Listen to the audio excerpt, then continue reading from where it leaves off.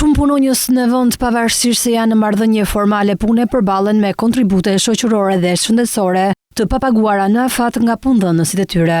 Referuar të dhënave zyrtare nga tatimet janë afro 24.4 miliard lek apo 245 milion euro kontribute të papaguara për punonjësit ndër vite.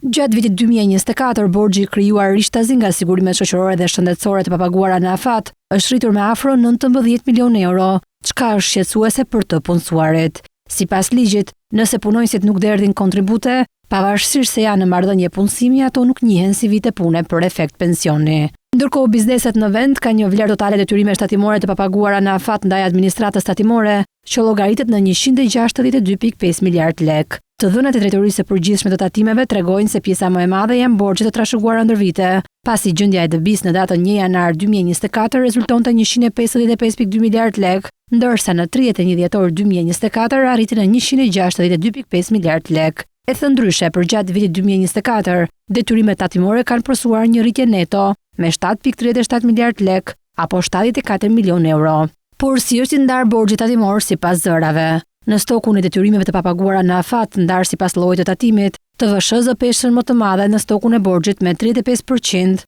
në vlerë rreth 57.2 miliard lek, e ndjekur nga tatim fitimi me 29% në vlerë 47.2 miliard lek. Sigurimet shoqërore dhe shëndetësore të papaguara në afat për të punësuarit në vend zën rreth 15% të totalit të borxhit. Ndërsa zërat e tjerë kanë një peshë më të ulët, siç është tatimi në burim 6.4 miliard lek, 2.7 miliard lek dhe diva në vlerë 636 milion lek. Referuar moshës së borxhit, detyrimet me vjetërsi mbi 2 vjet llogariten në një vlerë prej 137.6 miliard lekësh dhe zën 84.7% ndaj totalit të stokut. Nga të dhënat e mësipërme rezulton se principali detyrimeve tatimore të akumuluara përbën rreth 62% të shumës totale të detyrimeve tatimore, ndërkohë që pjesa tjetër e tyre prej 38% përbëhet nga penalitetet dhe kamat vonesat.